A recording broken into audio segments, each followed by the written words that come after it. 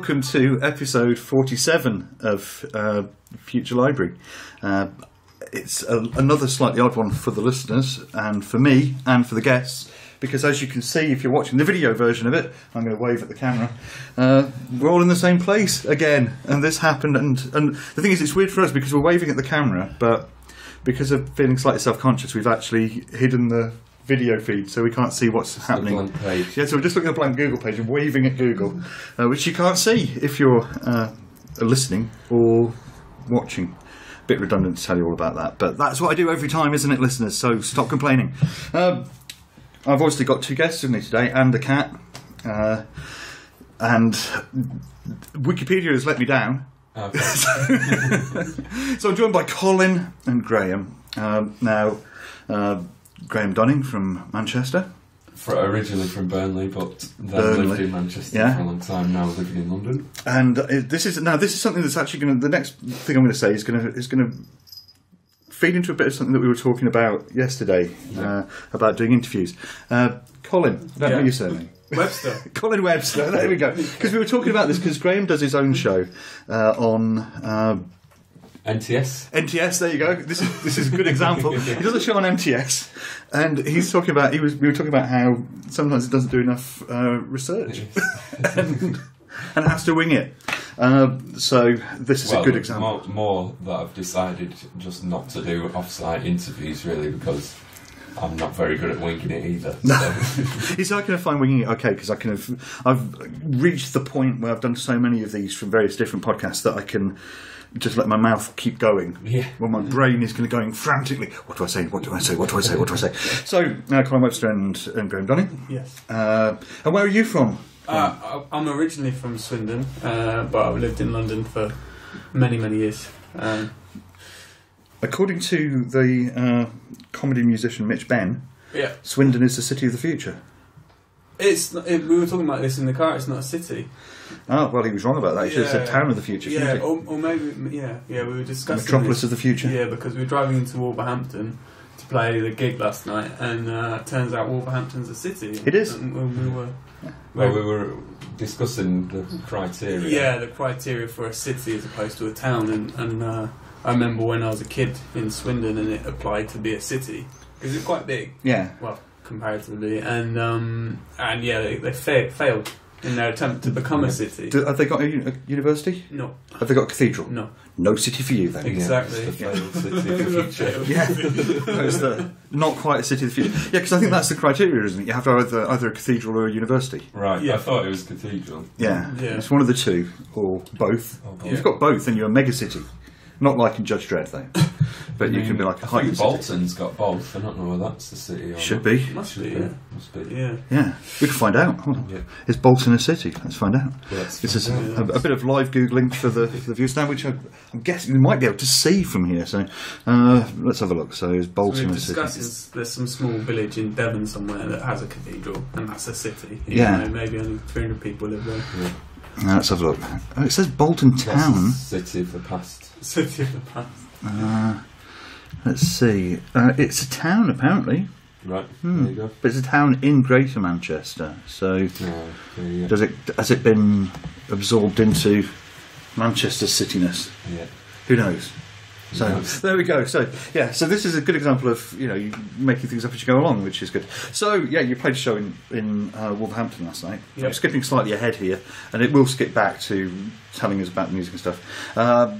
For the sake of the listeners and viewers, I was actually supposed to be playing the show last night, and I had a realisation when I arrived at the venue. I was just like, I hate playing gigs, and it was a bit of a weird realisation for me because there's this kind of programmed part of my brain tells me that I should like playing gigs. Yeah.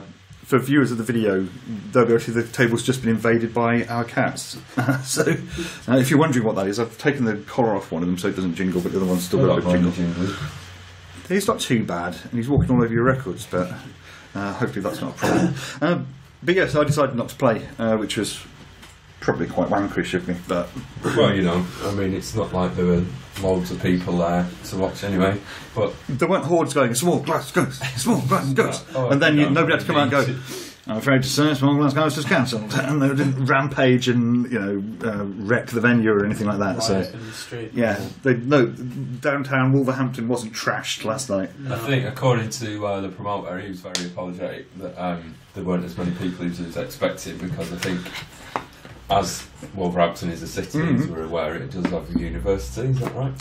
Yeah, so, a big one. And being that it's the Easter vacation from university, there weren't any of the expected students there. Apparently they stopped the university campus transport and things like that as well, so it's literally, cut off the blood supply of the students. It's ridiculous. I mean, partly it's ridiculous that they do that to the students, but also, I'm not dissing the promoter, but you'd think he'd know that. Well, yeah. I mean, I think I offered him the date though, so maybe I should have done my research as well. But not your fault. Let's blame a third party. It's fine. But, I mean, it was fun anyway. It's got a really nice sound system in there, so that was nice to play with a massive sub speaker, kind of rattling my rib cage behind me and things. Because you were worried that it was going to be just like the bar's little kind of. Yeah, well, I weren't sure what to expect really. Expecting little pub speakers. It was alright. Yeah, so this was the Quadrant in Wolverhampton, which has opened and closed many times over the years. Maybe we'll stay open this time. Yeah, that'd be good. So, so I was supposed to have played, and I didn't. And it also meant that I didn't see you guys play, which was a bit shit as well. So I can't kind of say, well, at the gig last night you did this, because I didn't see you at the gig last night. But viewers will be able to see. We have a table full of gear set up, which we will come to in a minute. Yep. You're on tour together. Yep. So, tell us a bit about that. We're playing Manchester tonight in the Penthouse, and then Liverpool on Sunday at the Ship and Mitre, and then back to London on Tuesday. So they knew the Doghouse in Kennington, South London. Should point out to the listeners that if you're going, oh good, I'm in Manchester, I'm going to go and see this gig tonight. By the time the podcast comes out, you're about 5 weeks too late. Or 3 weeks too late, or something like that. So, just let you know, listeners, this isn't live, listeners. That's a bit redundant, isn't it? Yeah, but no, it's nice to know. It's that's something I should have told you about before, because usually I say to people, don't worry about plugging anything that's coming up in the next day, because it's going to be several months ahead or weeks ahead or whatever. So, but I mean, basically, the tour came about. We were invited to play in a kind of ensemble together independently. We didn't really know each other, by another promoter, Kevin Quigley. And that was a couple of years ago now, for, I think it was a spring equinox or summer solstice event. There was a kind of, had an element of kind of sun worship in it, and we were in a kind of pseudo Sun Ra band doing sort of free improv. So that's how we met. And then a few times over the last couple of years, we've gone and recorded down in Colin's studio, which is in a kind of garage lock-up space in South London. And just got on well, didn't we? I think musically kind of connected quite well. So we've had an album that came out a month or two, 6 weeks ago. Came out, start of March it came out. On Linear Obsessional Records, which, it was just turntable and saxophones, and then we kind of just released on Colin's label, Raw Tonk, a kind of sister album of saxophones and Walkmans. I was really hoping you were going to say, we did the album that's turntables and saxophone. We just released the sister album, which is saxophone and turntables, like a jazz blues jazz festival. Well, it's only a matter of time. And the Linear Obsessional one, I'm guessing that came about through knowing Richard Sanderson of.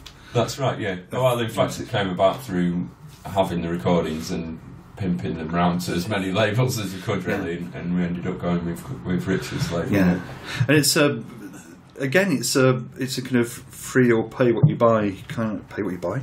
That doesn't make any sense, does it? Pay what you want kind of release, isn't it? For the download, yeah. So he's also done a short run physical release. Those aren't free. He's not going to give those away. He's not a charity. Is there one in the box somewhere? There's a box behind. Is it the one with the red one? Yeah. I actually have some of these cases. I had cases like this for a release that I never did. Right. But they were like a DVD case that had a children's kangaroo DVD in. Brilliant. Like sort of called, I don't know, Kangaroo in a Green Case or something, the video was probably called. So I have a bunch of them ready. So this is at Eastergate. For listeners, I'm holding a red plastic case with a carrying handle. That's useful. People go out and want to take it with them. And it says... I'll read what it says on the back. It says, Colin Webster, tenor and baritone saxophones, Graham Dunning, turntable mixer and dub plates. See, if I'd have read that first, I'd have been able to say, no, I'm talking to Graham Dunning. No, you play turntable mixer and dub plates, don't you? And I would look very professional then. And it was recorded on the 12th of January and the 15th of August in 2012 in that storage facility you just mentioned in South London. And it was live with no overdubs or cuts. And you dug up... Oh, this was when you... Yeah, I'll come to this in a minute then. And it's on Linear Session. He's up to the 50th release. Good God, he's churning these out, isn't he? Yeah. So, and I think this is ours is the first in a kind of mini-series of duo releases as well. So I think there's I forget who Chuckle Brothers next, isn't it? Yeah. On turntable and... and then I after think that... the next one's a saxophone and electronics duo, but I forget. It's Little and Large. Little and Large doing that one. Oddly, out of the 3 releases, you're the only non-comedy duo doing that, which is very peculiar. Depends how you look at it. Really. Well, maybe, a different type of comedy, maybe a darker comedy. So that's... I'm going to hold it up so the people watching the video version can see it. Hello, there it is, and it's got a back as well, as things that a 3-dimensional do. It has many sides. It's faceted. So it's got stuff inside it as well. Yeah. If you look inside, I'm hoping it's got a disc inside it. Yeah, so let's open this up.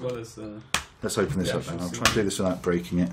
So, so these are the shellac pieces. So, tell us about the shellac pieces, because you had the rear gardens. Ray gardens. So it's basically, how it came about was that Richard likes to put in some bits and bobs, really, for want of a better word, with each of his releases. So a recent one was Viv Corringham had an album called Gum and Butts, which was a series of vocal improvisations done out in public places and then recorded with a portable field recorder, so kind of very street sound related. And it's called Gum and Butts, and it featured, you would get a stick of chewing gum with it, so he kind of likes to put in these little objects. So he asked us if there was something related that we could kind of put in with our release. And the front cover came about because when me and Colin had a meeting about the album in general, we were about to decide upon things like what we would use for the front cover, and the screensaver of my laptop, which we were looking at the time, had a scan from a flatbed scanner of lots of broken pieces of records, and Colin remarked it reminded him of a photo he'd taken recently of an ice floe on a TV screen, which is what we actually use for the front cover. So there's that connection to these pieces of broken records already, and it kind of fitted in with the kind of staccato, broken sounding sort of timbres that we use within the recordings. We decided then for the object we could use these pieces of broken records, and they originally came about from I did a residency in the Ray Garden, which is a former industrial space near the custard factory in Digbeth in Birmingham, and that space happened to have a record warehouse for Philips Records at one time in its history, which has long since been demolished. As a result of that, within the ground there are all these bits of broken records. So my residency was based on a kind of archaeological dig, and I collected together lots of bits of records, part of which was the output of it was this record, which is kind of a mosaic of these broken pieces reconstituted into resin, cast in resin, which I then used to make sounds with. And got another record pressed of that, which has since been buried somewhere else. So it's cyclical, and that's in fact that was another project. I got that cut onto a dub plate and buried there's a project of someone wanting to bury artists' work, so that's due to be dug up again in summer this year. So it's going to be dug up by the artist. It's not going to be one of these things where you are just hoping that a future version of yourself would go, oh, I've dug up this record that appears to be made up of fragments of records. They'll be digging it up and exhibiting stuff from making an exhibition. I think lots of people have submitted things, and it's about decay and all the rest of it. Anyway, I'm rambling a bit. No, that's absolutely fine. So I mean, the record that you've buried, I take it's been buried in one piece? Well, yeah, that's an actual dub plate. So I made a kind of sound collage using these sounds and recorded it onto a fresh kind of whole record, and that's buried in one piece. And you're hoping it will come up in one piece? Yeah, I hope it'll be. Well, I'll see what it looks like. I'm hoping I can play it with it slightly caked in mud and see what it sounds like. So you're not going to get it and clean it off, and then? Well, I'll see. Maybe I'll clean it a little bit. Try not to break your record player too badly. So, you've got a cat joined you as well there. So you've got that release, and have you got any other releases that because you were saying about the sister release? Yeah, that came out last weekend actually, on my label Raw Tonk, and like Graham said, it's Walkmans this time, not record players, not turntable. And also kind of amplified cymbal, I think. Oh yeah, a bit and cassette box as well on one track. So tape box. So you're playing those things, and you play saxophone. Yeah. So tell us a bit about what you've kind of been doing on your own over the years, Colin, or with other people, or your kind of thing. Yeah. Wasn't very eloquent, was it? That kind of thing. You've got two cats. Yes, we're surrounded by cats. So the listeners will be able to hear cats jumping around the table and the cables and the microphone. And the microphone. Hopefully that'll be a wonderful stereo treat for them. Yes. Yeah. They'll go, what's that sound? Immersive sonic environment. Oh, it's like being there with a cat jumping in my ear. So yes, tell us a bit about your stuff. Lots of different things really, ranging from some solo, done some solo releases, which is probably, if you listen to the stuff we do together, how I play on the solo stuff is pretty similar to that. And then, do some more kind of free jazz things with the drummer called Mark Hollop, and play with a very loud, noisy band called Dead Neanderthals as well, who are from Holland, who that's kind of, I guess it's somewhere on the border between free jazz and noise, I would say, but played on acoustic instruments. Yeah. It's a pretty kind of relentless kind of project. Intense. Very intense. Yeah, very hard work. Lots of different things, basically. So you keep yourself, you keep kind of into the whole. I'm trying to work out how to word it while I'm pulling crap out of this cat's eyes. That's the best way. Which, if anybody has owned Siamese cats, they'll know that they're actually very happy to just let you pull crap out their eyes. So I've lost my train of thought now. There was something I was going to say, and then I got distracted by eye crap. Is that a new Apple product? yeah, the eye crap. So that was it. So you could do multiple projects, which I think is always a good idea. Yeah. I mean, I don't know why I do lots of different projects, but I think probably because I find it interesting. Keep myself entertained. Yeah, absolutely. Lots of different things. Are you on to like your fourth release on the label now? Fifth. Yeah, fifth one. That's a good line. I think I like the way you've taken that. So you can tell that Graham's also does interviews himself. So good save, Graham. Tell us a bit about the label. Yeah, so it's called Raw Tonk. It's it kind of started. I was talking to someone else the other day about it. It started a bit, not really by accident, but just out of convenience. I did a recording with the drummer Mark Hollop, and was sort of, as you do, shipping it around to different labels, and it ended up in that situation where some people were interested, some people could do it, but not necessarily anytime soon. And I thought, well, why don't I just do it myself? And I did, and then it just kind of sat there. Didn't really do anything else after that until it was almost the same thing happened with last Dead Neanderthals album, and that kind of came in a bit of collaboration with another label, and then a couple more down the line now. A couple of weeks ago, I released the first CDR that I'm actually not playing on, so now it's like a proper label, putting out other people's music as opposed to just my own stuff. So that's kind of a new thing. And then obviously the thing with Graham, and then coming up a few more releases of other people's music, which is quite a new thing for me. I'm gonna see how that goes, because I didn't really plan to be kind of a label in that way, but that's how it's come about. So, and you've not signed the former singer of Oasis? Not yet. No. But if he gets in touch. Well, I've heard that he's a bit of an Andrew WK kind of figure. He's got he has his fingers in many pies. On one hand, he's the fake Liam Gallagher, and on the other hand, he kind of plays kind of extreme improv. With bits of wood. He just stands in the street and hangs around very gently. Out in Glasgow. Closing time. Almost silently rubbing pieces of wood together. Contact mic so that on a long cable that goes back to his house where he records it. But people in the street can't hear him. They think he's just a tramp rubbing bits of wood together. Possibly. Of course, the listeners aren't going to understand why we've talked about him either. And you know what? I'm going to leave it that way.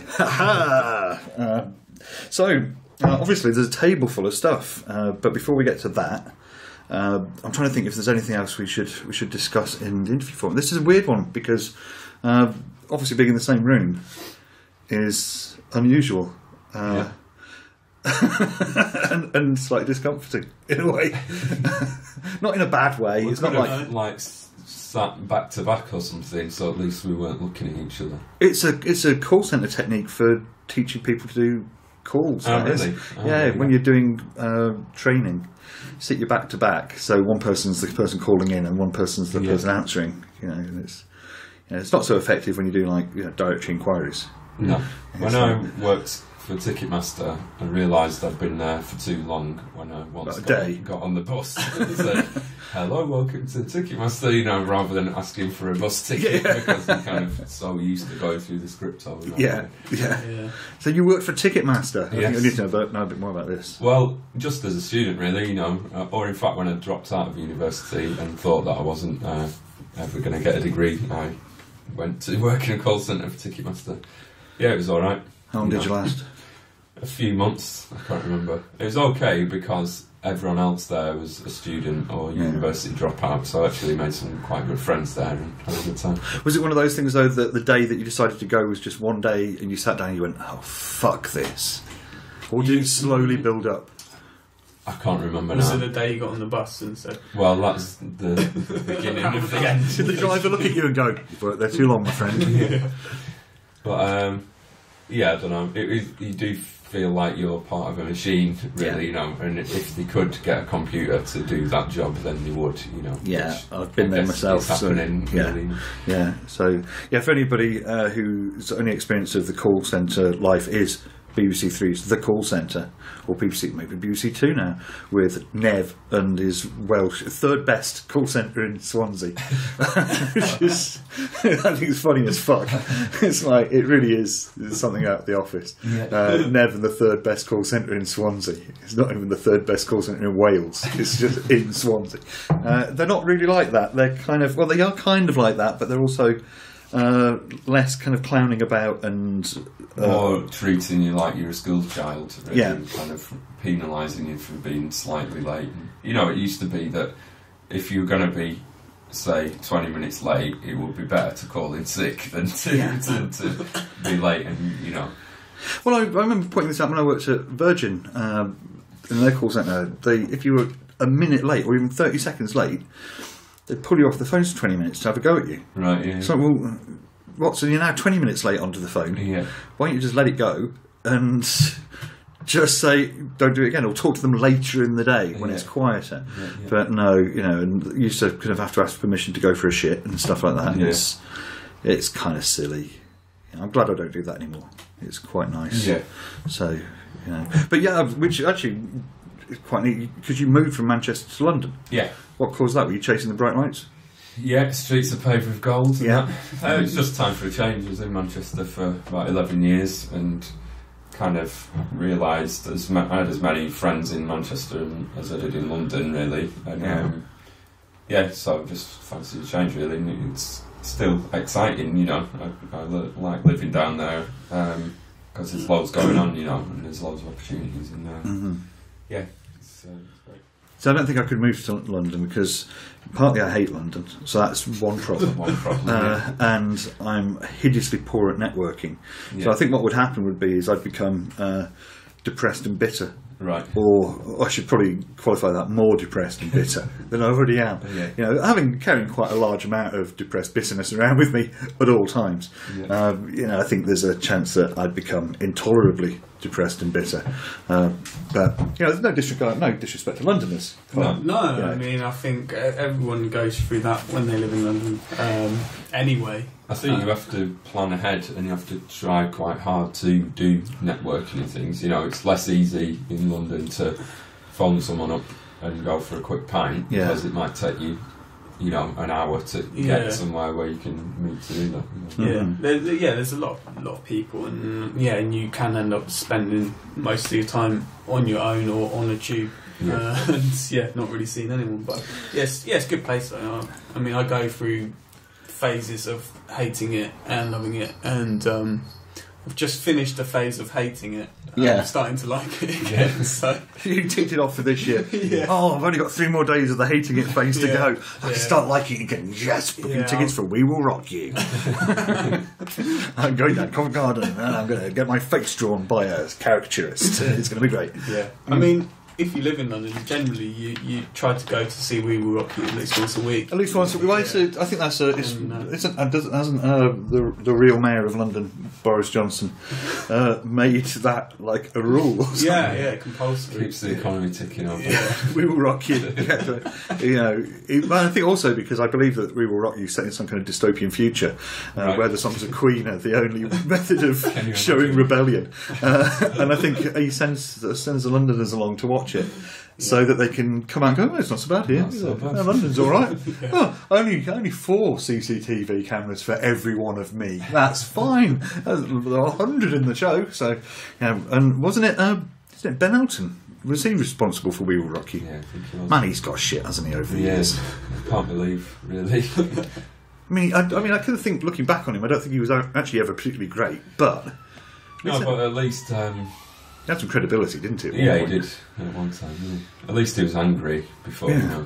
Yeah.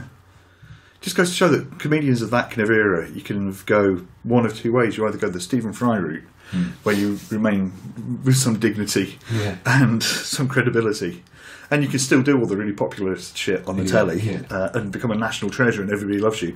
Or you could be like Ben Elton and make the worst things imaginable and be responsible for We Will Rock You. Yeah.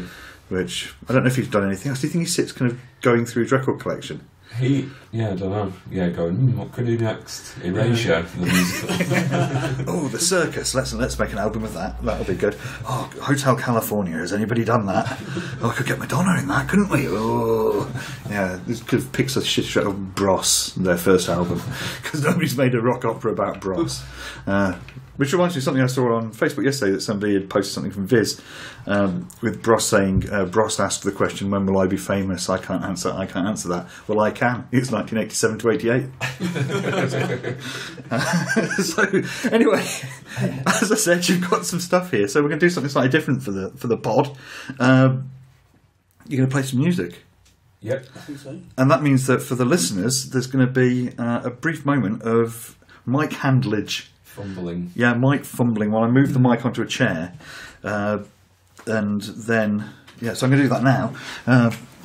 People watching the video version are getting it through a different mic, so that's it. But here it goes. I have to apologise, listeners, but here's the fumblage. It's happening now. Fumblage. Mic fumblage. That's going to really mess up the levelating later on. Let's pull the cable through. There we go. I'll put the mic just there, so it's still in stereo. Your sound source is over there, isn't it? Yeah. So, let's see. But also over here acoustically. There, okay, so I'll move that to there then, and hopefully it'll all work.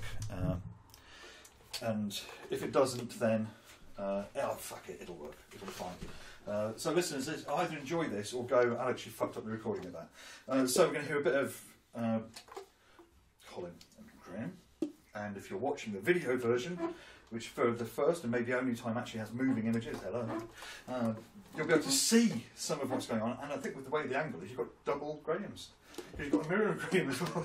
So that's exciting for you, isn't it? So I'll step out of the way and let you get on. So, but the first track you're doing is We Will Rock You, from that famous musical that the Londoners like. Yeah.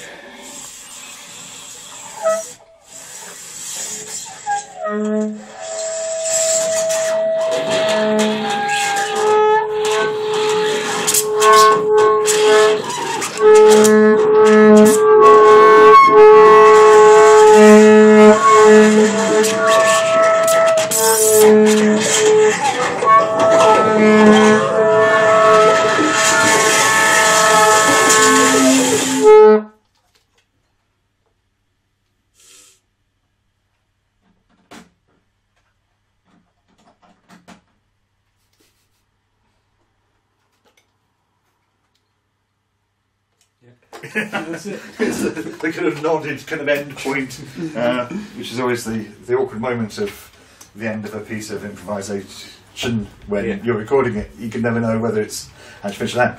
Let's move some fumbling stuff back. And who was it, Colin, who you quoted before as saying you should always be looking for the end? John Stevens. John Stevens, the drummer. Yeah. So you start playing, you should always look for the end straight away. That's the. Yeah. That's. Oh, that's one way of doing it. So you could start, couldn't you? You could just go. That's it. That's it. More mic fumbling. I'm tempted to do that actually at some show at some point. 'cause Pretty much what you did last night. that was my performance. There you go. Yeah. Let's take it to a new level. Yeah, man. So don't look for the end, look for the way home. Like, if your way home is before you've left, then... Yeah, it's meta. It was a special kind of new performance. Yeah, yeah. So the album and stuff, I think it's similar to that.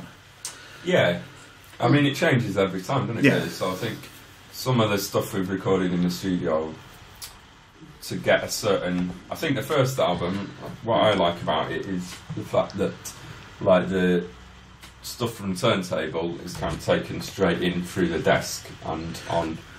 Very close kind of stereo, so you get all the kind of intricate sort of record crackle sounds. And then when we recorded, we wore headphones and recorded the sax in the room with a decent mic, so you get very sort of close sound from the sax as well, but with the room sound. So it kind of sounds a bit disjointed, but at the same time, I think it gives it a very individual sound, So yeah, some of the CD stuff sounds different because of the way it's been recorded, I think. Yeah. But, I think in the nature of improv, it's different every time, depending on the circumstances of, the venue, the PA, and all the rest of it. I think that's important as well. Is if you setting out to make improvised music, you should always try and make it different. Because I know a lot of people, if you play a lot of gigs with the same person, a lot of improv gigs with the same person, you sort of start getting into a bit of a set pattern, and that's kind of going against the, like, if you're a purist, which there's a confusing moment here. Yeah, hello, Kat. This is Hello, Kat. We're mid-podcast. Sorry, that's okay. All right, what's happened? Oh, they just finished for the day. Okay, cool. We'll see you then. Okay, bye. So for listeners, that was my wife phoning. And as everybody who's in a relationship knows, you must never ignore the phone call from the partner. So, yeah, sorry about that. That's right. I was just banging on about purity of the improv and saying if you're doing a chain of gigs, you can easily fall into a pattern where you go, I'll start like this and then I'll go like that. Absolutely. This will happen and that will happen. And then you might as well just compose the music. So I think you have to really kind of make sure that you are keeping it different. And I think it's interesting for me, actually. This is probably the most I've played just with one other person, and so I'm... Yeah, it's unusual, I think. Yeah, and I think it's good, though. It feels like you can start exploring different territory that, if you're recording or, playing together for the first time, then it's definitely a different feel than if you've played 10 gigs together. Yeah, absolutely.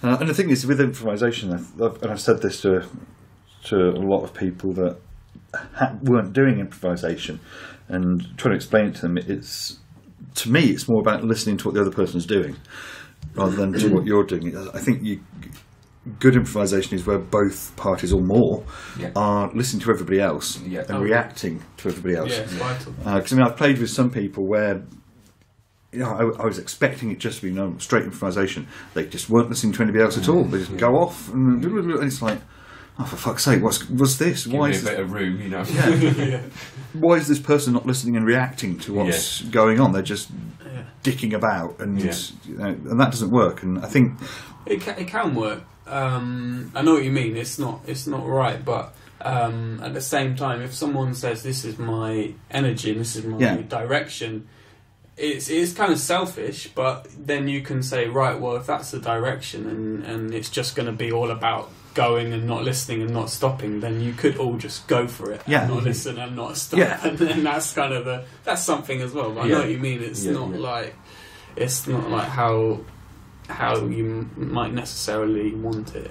I think I've played with people before who like they started listening and then they just decide, right, let's just drive, and that can be fun too. To have that option as well, I think the risk is that you get into the kind of the fast show type thing where, what was it? Because they had Jazz Club, didn't they? And then they had, what was the one where it was the Free Jazz Club or something like that? We were discussing this in the car the other day.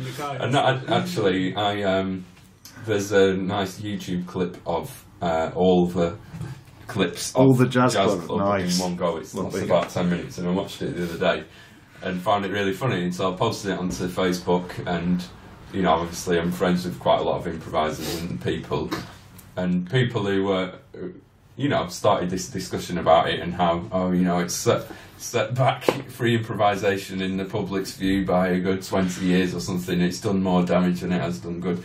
But I think there's one part where it's basically John Cage is 433, you know, and it's actually really funny, but you know, you'd have to know what you're talking about to actually do that, you know. Was it Charlie Hickson was doing that part? I think, Oh, it was John What's His Face was the actual jazz club host, was it? John Thompson, and Charlie Hickson's one of the main writers for the Fast Show, wasn't he? And he was obviously in bands, I think the guys doing the Fast Show have got that background and know all about it, and probably have got quite extensive record collections of that kind of thing. So, because like you said, there's certainly you'd be able to tell if it had been done in a way that was completely unaware of the source material, because it was just taking the piss and they was going free jazz, then you'd just go I can tell it's rubbish. But I think, like you saying, Colin, some of the some of the bits I quite like. I would actually listen to it. And it's pretty spot on. It's a shame there's nothing like that actually on telly. The actual jazz exactly club. It's true, isn't it? We also discussed the possibility of setting up a free jazz only pirate station. Whether that would be successful or not. I used to think to do with that is to get one of those little in-car broadcasting things, little FM thing, and apparently you go into it and there's a single capacitor in it that limits the range. Oh, really? And you replace the capacitor with just one piece of wire, and the range goes up from like 10 feet to like 100 yards or something. Amazing, Burns through the battery, so you have to then put it into a power source. But you can turn your car into a pirate radio source, and it becomes so powerful that it all swamps surrounding cars on their normal radios. So that's real radio piracy. Yeah. So you can drive round with your windows down, and everybody else's car starting to do it. Pick a channel and go, So there is a way of doing that. There's instructions on how to do it online. So. And you're handy with a soldering iron. Yeah, it's going to happen. He's got the look of a man who's going to do it. That's what we're doing tomorrow. Yeah. So because I think what allowed those things to be sold in the UK, wasn't there a relaxation of broadcasting laws or something, because it was classed as a radio station if you were broadcasting anything, right? And I think then the range became an important issue. But I always quite liked the idea of a really limited range radio station. You know, just like your street or something. Yeah. Put a couple of adverts up on the street, just say. There was Max Neuhaus did a piece which was like a composition, I forget the name of it was in the 60s, where he set up various short range transmitters along a street, and you kind of played the composition yourself by tuning into the right frequency and driving up that street at the speed that you wanted to, so as you pass through the different zones you get different kind of tones and rhythms coming in. That's really nice. That's a good one. I've always wanted to do a show where instead of a PA, people brought little radios with them. Yeah. And you had a transmitter attached to your computer or whatever with your sound source, and made people sit around the room with their little radios. Yeah. And I like the idea that people then, all the different sounds of the speakers would make it different. It's one of those ideas I've had that no doubt I'll never do. Well, somebody else will do it, and then somebody will then they'll be on the front cover of The Wire, and I'll be sort of going, "Damn you, Graham Dunning!" They will now when they listen to this podcast. Any copyright an idea in a podcast? I think. That's my copyright. That idea, I've copyrighted it by recording it. I've got mechanical copyright on it. Because all the thing where you can do an outdoor show, you get people to bring their cars. And I think I remember reading about a sound system, like a kind of dance music thing, where it was like that was the idea, to set up a free party rave and everyone turn up in the cars, and then there's no equipment to confiscate if the police come and raid it, there's nothing happening, officer. We're just here listening to the radio. So we've just got the same channel. You'll have to go to the BBC and confiscate them. You could disguise it as a cartoon sound as well. Yeah, you could. That'd be totally. You could have a file of rave. You could. The other thing as well is you make sure that you have your setup so that if you see the police coming, you can switch signal straight away to Radio 1. Or Radio 4. Or Radio 4. Just listening to 1 was our officer. Hello, listen to the shipping forecast. Is sailing by is on, officer. How can anyone complain about that? If you want to concede anything, you're going to have to go to London and arrest Sue Lawley and Sue Lawley. Sue Lawley, yes. Sue Lawley. So anyway, we'll draw things to a close in a moment, but what's coming up next for you guys? Obviously rather than thinking in the next 24 hours, in the next few months. I mean, you'll have a few releases continuing, I guess. Yeah, we've got a couple of things coming up. Now I try and think what they are. I'm doing a new solo CD, a few new things coming up on the label, new record with Dead Neanderthals I'm touting for a label, and new duo record with Mark Hollop coming out in October, I think, so that's quite a while away. We're going to do some recording tomorrow with Sam Underwood, who's a drone tuba player, so that'll be a trio, which, if it comes off anyway, we might be looking to get a release somewhere. Yeah, I'm looking forward to tuba, baritone and turntables. Drone turntables. Yeah. It's gonna be yeah, I've got a few bits. The project I'm doing at the moment is called Music by the Meter, where I set up kind of automated machines made of records looping and things like that, and then fill spools of tape. So I've got a couple of things booked in whereby I'll be selling some music by the meter and kind of a little. Do you have the table with the meter? Yes, like, you pull it out, chop it off. Here you go. So. Yeah, in a little plastic bag. But also kind of setting up a bit like a key cutting kiosk, but music by the meter while you wait. So you can bring a tape and I'll fill it up with some abstract sounds and then give it back to you. Interesting. And you were mentioning last night that you've got a skip liberated lathe cutter. Yes. So that's it was a friend of mine. Worked for a university and they were throwing it out. She just found it out the back, so rescued it. And it's, I think, 1940s HMV thing. It's an absolute beast. It's probably the heaviest thing I've ever lifted. Comes in 2 parts. And I'm missing a couple of cables and I've no idea whether valves need replacing or whether it's going to work at all. But I recently stumbled across a shop in London which sells all the kind of pro audio equipment, and basically the front of it is just like a normal little shop. It's up in up a Holloway sort of thing, so it's really out of the way, and then it's got a Dalek in the window and lots of like vintage audio equipment. So I thought I'll go and have a look in there. So I looked in and the guy said, I'll show you the main building if you want. So I went over and it's this big warehouse full of Neve consoles and kind of just any kind of pro audio equipment from the last 50 years, and they do repairs and maintenance and all the rest of it. I was hoping you were going to say it was full of Cybermen. Well, you've got a Dalek in the front, there's nothing but Cybermen back here. There's no continuity at all. So he showed me around and then said, I talked to him about the lathe machine, and he said, we've got an old fella who specialises in them, so just waiting to give him a call when I've got some money together. So. And what's it called, that shop? Because we can promote it. I can't remember for the life of me. That's an odd name for a shop. So you go to I can't remember for the life of me. They've got a lot of stuff. I think it's on Hornsey Road. Their website, I can't remember, is something really odd, like weirdfunkygear.com or something, but then they are like a more professional kind of pro audio sales. So anyway, he said basically there's 2 companies in London who service all the studios pretty much in the country. So the one of those, which is on Hornsey Road, is the one. That's the one. So if people want to find out about your stuff, then where do they go online? GrahamDunning.com for my stuff. And for yourself? I think if you just Google Colin Webster saxophone, then you'll find stuff. I like the way you added saxophone there, because I get the feeling if you don't add that, does something else come There's a Welsh footballer from the 1950s who used to play for Man United. See, for a long time, if you Googled me, there was nothing but me.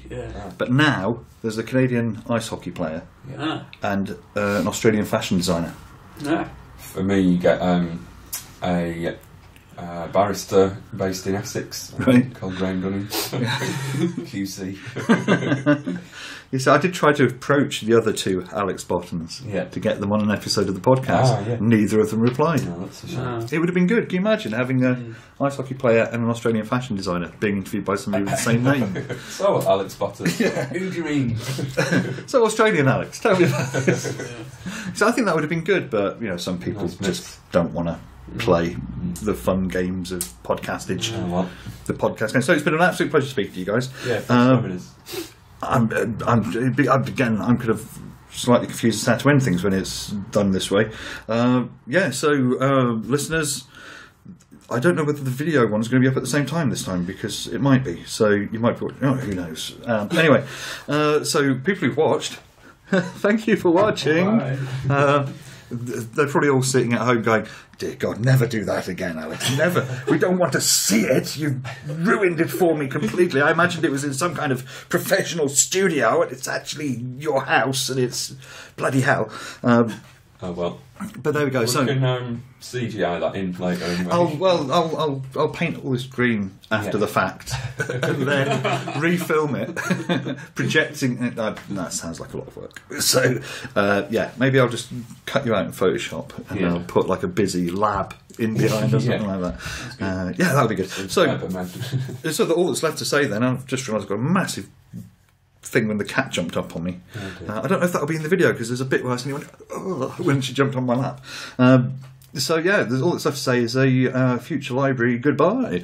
Goodbye.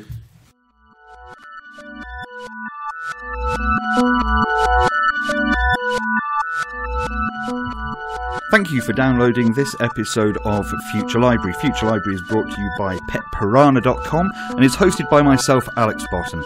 The podcast is free, but if you do want to show your appreciation, feel free to go along to alexbotton.co.uk and click through to music, where you'll be able to find things that you can buy, or go to asmallglassghost.co.uk where you can buy my latest music. Episodes come out when I feel like it, mostly weekly. But that's it, so thank you for listening.